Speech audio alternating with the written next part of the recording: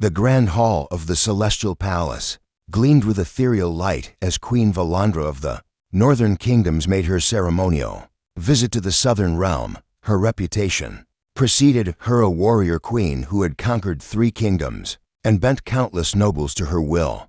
She sat upon the velvet chair with the posture of someone who had never known fear, her ice-blue eyes scanning the assembled court with practiced disdain. Kylie stood beside her husband William at the edge of the reception hall, her emerald gown flowing like water around her feet. She was the youngest princess of the southern realm, married only 6 months prior to a man the court had initially dismissed as unsuitable. William was no prince, no warrior of renown, no master of political intrigue. He was simply a scholar from the borderlands, a man who preferred books to swords and kindness to conquest. Princess Kylie. Queen Valandra's voice cut through the murmured conversations like a blade through silk. Approach. Kylie felt William's hand briefly touch her lower back, a gesture of support, not control, before she stepped forward. The crowd parted, and she walked the length of the hall alone, aware of every eye upon her. The queen studied her with the intensity of a hawk examining prey. I have heard much about you, child. They say you are educated, accomplished, beloved by your people. She paused, letting the silence stretch. But you are young, unmarried to power, and vulnerable in ways that concern me. Kylie kept her composure, though she felt the trap being set. Your Majesty honors me with her concern. Concern, yes. Valandra leaned forward slightly. In my kingdoms, strength is paramount. A woman of standing must be protected by formidable alliances, by armies, by the certainty that those who would harm her would face swift and terrible retribution. Her gaze flickered briefly toward William, dismissive. So tell me, princess, who protects you? The question hung in the air like a challenge. The court fell silent. Kylie could feel the weight of expectation, the queen's obvious implication that she was undefended, that her marriage was weakness rather than strength. Without hesitation, Kylie answered, my husband. A ripple of surprise moved through the crowd. Queen Valandra's eyebrow arched, and something that might have been amusement or pity crossed her features. Your husband? She made no effort to hide her skepticism. The scholar, the man with no army, no title of his own, no legacy of conquest. Yes, Kylie said firmly. William protects me. The queen laughed, not cruelly, but with genuine disbelief. Child, I mean no disrespect to your affection, but protection requires more than sentiment. It requires power, force, the ability to crush those who would threaten you. Kylie smiled then, a serene expression that confused those watching. Your Majesty measures protection by the standards you know, armies and conquest. But you asked who protects me, not what army stands behind me. Elaborate, Valandra commanded, her amusement fading into curiosity. William protects me from ignorance by teaching me 3 languages and the wisdom of scholars. From across the realms, he protects me from isolation by listening when I speak, by valuing my thoughts as equal to his own.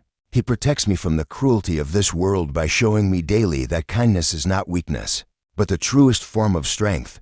Kylie's voice grew stronger as she continued. When the merchants tried to cheat our people, William spent weeks learning their contracts and exposed their deception without drawing a single sword. When the children in the border villages had no school, he built one with his own hands and taught them himself. When I doubted my own worth, after my father's advisors called me too soft to rule, William reminded me that empathy is the foundation of just leadership.